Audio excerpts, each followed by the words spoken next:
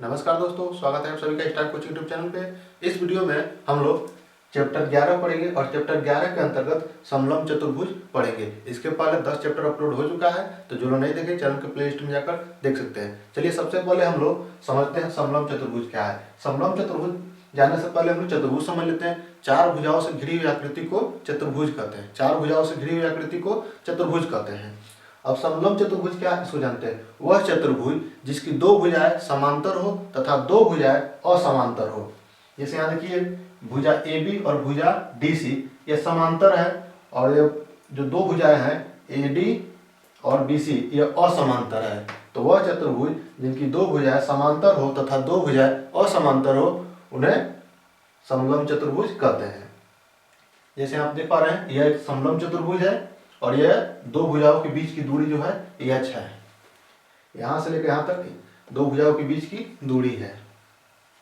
इसका सूत्र होता है समलंब चतुर्भुज का क्षेत्रफल, समलंब चतुर्भुज का क्षेत्रफल बराबर 1/2 ब्रैकेट में समांतर भुजाओं का योग गुणे उनके बीच की दूरी, यानी समांतर भुजाओं के बीच की दूरी। जैसे यहाँ दिया है इनके बीच की दूरी, इसको ई मान लेते हैं। तो बी से ई तक की जो दूरी है ये भुजाओं के बीच की दूरी है। तो इसे याद रखिएगा, समलंब चतुर्भुज का क्षेत्रफल बराबर 1/2 समांतर भुजाओं का योग गुणे उनके बीच की दूरी। यानी समांतर भुजाओं का मतलब यह है कि ए बी की दूरी और डी सी की दूरी, इन दोनों का योग हो जाएगा और इनके बीच की दूरी जो यह बी है यानी एच जो है, इनके बीच की दूरी यहाँ रखेंगे। तो इसे आप याद रखिएगा। इस पर कैसे क्वेश्चन बनता है चलिए उसको देखते हैं। पहला क्वेश्चन है, संलग्न चित्र में एक रेखा ए बी सी डी समलंब चतुर्भुज के आकार का है। ए बी समानांतर डी सी, डी सी बराबर 25 मीटर, सी बराबर 12 मीटर तथा ई बी बराबर 10 मीटर है। चतुर्भुज का क्षेत्रफल ज्ञात कीजिए। फिर एक बार क्वेश्चन सुन लीजिए। संलग्न चित्र में यानी इस चित्र में एक रेखा ए बी सी डी समलंब चतुर्भुज के आकार का है। जो ए बी सी डी एक समलंब चतुर्भुज के आकार का है। ए बी समानांतर डी सी, यानी ए बी समानांतर डी सी ये समांतर है। ए बी समानांतर डी सी दिया है और डी सी बराबर 25 मीटर। देखिए डी सी बराबर 25 मीटर, सी ई बराबर सी से ई तक की जो दूरी है इसके बीच की दूरी यानी ऊंचाई जो है, इनके बीच की दूरी कह सकते हैं सी ई 12 मीटर तथा ई बी बराबर 10 मीटर, यानी इतना जो दूरी है ये 10 मीटर दिया है। चतुर्भुज का क्षेत्रफल ज्ञात कीजिए। ये चित्र इसमें दिया है, कभी कभी क्या होगा चित्र नहीं भी दे सकता है, लेकिन यहाँ शुरू में ही कह दिया संलग्न चित्र में, तो चित्र यहाँ पे दिया है। अब सॉल्व करेंगे तो सॉल्व में लिखेंगे छोटी भुजा, छोटी भुजा, ये छोटी भुजा डी सी बराबर 25 मीटर, ये तो क्वेश्चन में दिया है। तो छोटी भुजा 25 मीटर, बड़ी भुजा, अब देखिए यहाँ से यहाँ तक बड़ी भुजा है, तो बड़ी भुजा ए बी हो जाएगी। तो ए बी बराबर, अब देखिए यह जब 25 है तो इसका समानांतर यह है, तो यहाँ से जब इसको मिला दिए हैं तो ये भी 25 ही हो जाएगा।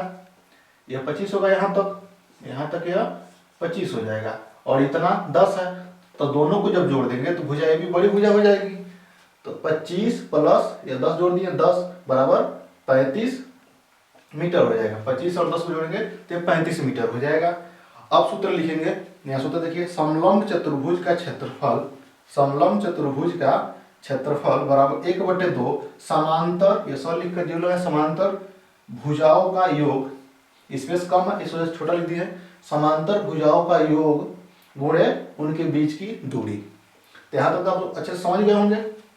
अब इसके नीचे क्या करेंगे, 1/2 समांतर भुजाओं का योग, तो ये कितना, एक 25 है, यहाँ भी देख सकते हैं 25 प्लस दूसरा कितना 35 है, तो 35 हो जाएगा, गुणे इनके बीच की दूरी 12 है। यहाँ लिख सकते हैं, चाहे तो यहाँ भी लिख सकते हैं बीच की दूरी, बीच की दूरी बराबर 12 मीटर, यहाँ लिखेंगे तो और अच्छा हो जाएगा। तो यहाँ रख देंगे 12। अब यह हो जाएगा 1/2 चाहे तो इस 12 को काट सकते हैं, 2 से काटेंगे तो 12 6 बार में कट जाएगा। और इसको जोड़ेंगे तो 35 और 25 को जोड़ लीजिए, ये 60 हो जाएगा। 5 5 10 के 0, 3 5 1 6 हो जाएगा और गुणे ये 6 हो जाएगा। अब ये 6 6 के 36 और 1 0 इसे लगा दीजिए, यहाँ पे 0 है तो तो 360, देखिए क्षेत्रफल है 360 और किस में है, मीटर में है, तो यहाँ वर्ग मीटर लिखेंगे, वर्ग मीटर। तो ये इस सवाल का आंसर होगा। देखिए कितना आसान क्वेश्चन है। तो उम्मीद है क्वेश्चन आप अच्छे से समझ पाएंगे। अगर कोई प्रॉब्लम हो तो आप कमेंट में बता सकते हैं। चलिए अब दूसरा क्वेश्चन देखते हैं। दूसरा क्वेश्चन है, समलंब चतुर्भुज का क्षेत्रफल 140 वर्ग सेमी है, इसकी ऊंचाई 10 सेमी है, समांतर भुजाओं का अंतर 4 सेमी है, दोनों समांतर भुजाओं की लंबाई ज्ञात कीजिए। एक बार फिर सुनिए क्वेश्चन। समलंब चतुर्भुज का क्षेत्रफल 140 वर्ग सेमी है, इसकी ऊंचाई 10 सेमी है, समांतर भुजाओं का अंतर 4 सेमी है, दोनों समांतर भुजाओं की लंबाई ज्ञात कीजिए। वीडियो लंबा ना हो इस वजह से साल में इसको इतना लिख दिए हैं। तो साल में लिखेंगे, माना समलंब चतुर्भुज की दोनों समांतर भुजाएं क्रमशः x व x+4 है। x+4 इसलिए मानेंगे कि समांतर भुजाओं का अंतर 4 है। एक अगर एक भुजा को x मान लेंगे तो दूसरे को x-4 भी मान सकते हैं या x+4 भी मान सकते हैं। तो x+4 यहाँ मान लिए हैं। फिर लिखेंगे समलंब चतुर्भुज का क्षेत्रफल। देखिए समलंब चतुर्भुज का क्षेत्रफल 140 वर्ग सेमी दिया है, तो क्वेश्चन से आप लिख दिए हैं। अब लिखेंगे सूत्र, समलंब चतुर्भुज, यहाँ चतुर्भुज, समलंब चतुर्भुज का क्षेत्रफल 1/2 समांतर भुजाओं का योग गुणे बीच की दूरी, उनके बीच की दूरी। तो इसे आप याद रखिएगा। देखिए समलंब चतुर्भुज का क्षेत्रफल कितना दिया है, समलंब चतुर्भुज का क्षेत्रफल 140 दिया है, तो यहाँ पे 140 रखेंगे बराबर 1/2 समांतर भुजाओं का योग, एक को x माने हैं दूसरे को x+4 माने हैं, उनके बीच की दूरी, उनकी ऊंचाई, यानी इसकी ऊंचाई दिया है तो ऊंचाई 10 दिया है, वही बीच की दूरी है, तो यहाँ 10 रखेंगे। अब इससे 2 से 10 5 बार में कट जाएगा, तो ये हो जाएगा 140 बराबर, इसको जोड़ेंगे तो x और x जोड़ेंगे तो 2x हो जाएगा और +4 और यहाँ पे 5 हो जाएगा, तो 5 आके इधर हर बन जाएगा, तो 140/5 बराबर 2x+4। 5 से काट देंगे इसको तो हो जाएगा 5 गुना 10, 4 बचेगा और 4 के बाद फिर यहाँ 0 लिखेंगे तो 5/40, यानी टोटल 28 बार में ये कट जाएगा, 28 बार में कटेगा। अब लिख सकते हैं 28 बराबर 2x+4, तो 4 इधर आएगा तो 28 - 4 बराबर 2x हो जाएगा।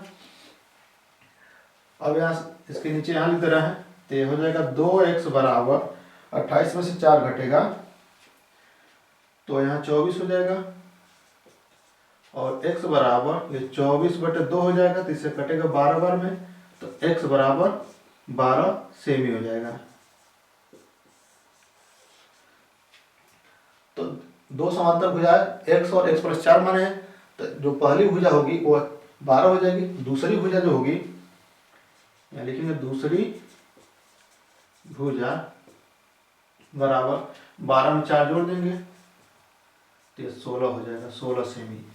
तो साल में इसके नीचे लिख लीजिएगा अच्छे से। माना यहाँ तो क्या माने है, माना समलंब चतुर्भुज की दोनों समांतर भुजाएं क्रमशः x व x+4 है, तो यहाँ लिखिएगा पहली भुजा 12 सेमी तथा दूसरी भुजा 12+4 बराबर 16 सेमी हो जाएगी। तो यही आंसर होगा, पहली भुजा जो होगी वो 12 सेमी, दूसरी भुजा 16 सेमी होगी। तो उम्मीद है क्वेश्चन आप अच्छे से समझ पाएंगे। चलिए अब तीसरा क्वेश्चन देखते हैं।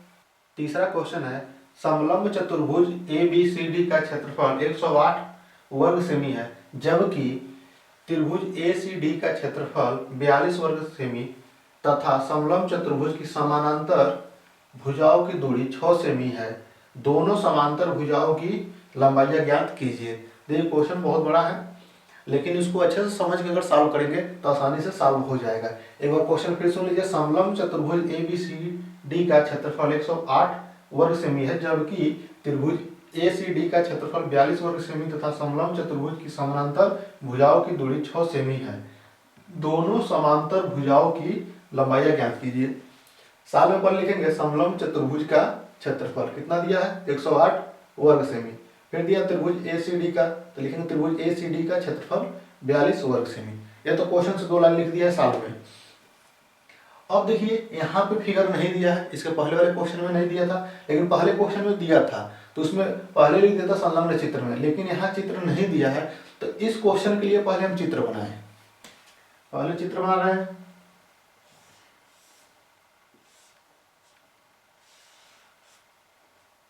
अब देखिए इस चित्र को बना लिए, इसकी ऊंचाई हो जाएगी, ऊंचाई है मान लिए। अब यहाँ थोड़ा सा ध्यान देना है। ध्यान क्या देना है, ये तो ऊंचाई हो गई, भुजाओं के बीच की दूरी 6 दिया है, यानी ऊंचाई 6 दे दिया है। अब यहाँ देखिए ए बी सी डी, हम चाहें तो ए बी सी डी ऐसे मान सकते हैं। जैसे यहाँ देखिए ए बी सी डी, इस तरह मानने से ज्यादा फायदा हो जाएगा, क्योंकि जब इसको मिलाएंगे देखिए त्रिभुज का ए सी डी, अब ए सी डी तो इसको जब मिला लेंगे तो ए सी डी हो जाएगा, इसको मिला देंगे तो अब एक त्रिभुज बन गया ए सी डी। अगर ए बी सी डी इधर से स्टार्ट करते तब ये ऊपर वाले भाग का क्षेत्रफल मिल जाएगा। जैसे जो 42 वर्ग से में दिया है, अब इसका हो जाएगा, यानी यहाँ से जो ये समकोण त्रिभुज बन रहा है, ये एक समकोण त्रिभुज बन रहा है, तो इसका क्षेत्रफल 42 वर्ग से में मिल जाएगा। अगर ए बी सी डी ऐसे माने होते, जैसे यहाँ देख लीजिए ए बी सी डी कैसे भी मान सकते हैं, चाहे तो इधर से मान सकते हैं चाहे इधर से भी। अब देखिए क्या हो जाएगा ए सी डी, अब इसका क्षेत्रफल मिल गया। तो जब इसका क्षेत्रफल मिल जाएगा तो ये समकोण त्रिभुज है नहीं, अगर यहाँ मिला होता तो समकोण त्रिभुज से निकालते तो 1/2 आधार गुण लंब, तो ये 6 है तो ये भी 6 हो जाएगा, क्योंकि समांतर है, समांतर हो जाएगा, तो इसकी ऊंचाई बराबर होगी, तो ये 6 मिल जाएगा। तो यह BC आराम से निकाल सकते थे 1/2 आधार गुण लंब से त्रिभुज का क्षेत्रफल, और इसका क्षेत्रफल 42 रख लेते। लेकिन जब इसका 42 हो जाएगा तो 108 से 42 जब घटाएंगे तब इसका मिलेगा, तब इसमें 1/2 आधार गुण लंब इसका क्षेत्रफल लेकर करेंगे। तो सबसे अच्छा है कि ऐसे माने, थोड़ा सॉल्यूशन छोटा हो जाएगा, तो ऐसे ना मान के अगर ऐसे मानेंगे जो तरीका भी बताएं इससे करेंगे, और इस तरह से मान लेंगे तो ज्यादा बेनिफिट हो जाएगा। ए बी सी डी, अब डायरेक्ट त्रिभुज ए सी डी का क्षेत्रफल 42 मिल गया, क्या लिखेंगे त्रिभुज ए सी डी का क्षेत्रफल बराबर 1/2 गुणे आधार गुणे लंब। अब ए सी डी का क्षेत्रफल 42 दिया है तो यहाँ 42 रखेंगे बराबर 1/2 आधार देखिए क्या DC है, आधार DC है, गुणे लंब कितना है, ये 6 है। यह समकोण त्रिभुज हो जा रहा है, इस वजह से त्रिभुज का क्षेत्रफल 1/2 आधार गुणे लंब यहाँ पे लगा रहे हैं। यहाँ 6 हो जाएगा, इससे कटेगा 3 बार में, और फिर हो जाएगा यहाँ 42 बराबर DC गुणे 3, अब 3 से इसको काटेंगे 42 को, तो 3 एकम 3 और 1 बचेगा, 3 चौक 12 14 आ जाएगा, तो DC बराबर 14। किसमें देखिए सेमी में है तो 14 सेमी हो जाएगा। तो एक भुजा तो मिल गया, ये DC मिल गया, अब क्या निकालना, AB निकालना है। दोनों समांतर भुजाओं की लंबाई ज्ञात कीजिए। तो एक भुजा मिल गया, अब दूसरा निकालना है, तो दूसरा निकालेंगे तो लिखेगा अब समलंब चतुर्भुज का क्षेत्रफल सूत्र लगाएंगे। समलंब चतुर्भुज का क्षेत्रफल बराबर 1/2 समांतर भुजाओं का योग गुणे बीच की दूरी। यहाँ सूत्र लिख लीजिएगा, यहाँ पे पहले सूत्र आप लोग लिख लीजिएगा, डायरेक्ट हम वैल्यू रख ले रहे हैं। तो समलंब चतुर्भुज का क्षेत्रफल पहले यहाँ रखेंगे तो 108 दिया है, तो 108 बराबर 1/2 गुणे, इसके ऊपर आप लोग एक बार सूत्र लिख लीजिएगा, समलंब चतुर्भुज का क्षेत्रफल बराबर 1/2 समांतर भुजाओं का योग गुणे उनके बीच की दूरी। तो यहाँ डायरेक्ट हम लिख रहे हैं, अब एक समलंब चतुर्भुज का क्षेत्रफल 108 बराबर 1/2 और ब्रैकेट में हो जाएगा भुजाओं का योग, तो भुजाओं का योग एक AB हो जाएगा, तो AB प्लस DC होगा, भुजाओं का योग, तो DC की जगह पे 14 रख देंगे, गुणे बीच की दूरी कितना है 6 है, 6 हो जाएगा। तो ये समलंब चतुर्भुज से लग रहा है, तो इससे 2 से 6 कटेगा 3 बार में, तो एक अब 6 3 आकर इधर हर बन जाएगा, 108/3 बराबर AB प्लस 14। अब 3 से जो काटेंगे तो 3 एकम 3, 3 3 के 9, 1 बचेगा, फिर 8 होगा तो 18 होगा, तो 3 6 18, तो यहाँ इसके नीचे का यहाँ लिख दे रहा है, तो यह हो जाएगा AB प्लस 14 बराबर 36 और AB बराबर 36 माइनस 14। तो AB बराबर, अब 36 में 14 घटाएंगे तो 6 में से 4 घटाएंगे 2 हो जाएगा, अब 3 में से घटाएंगे तो 2 हो जाएगा, 22 हो जाएगा। तो 22 सेमी। तो दोनों समांतर भुजाएं कितनी आ गई, एक 14 दूसरा 22। तो यहाँ लिख सकते हैं दोनों समांतर भुजाएं, दोनों समांतर भुजाओं की लंबाइयाँ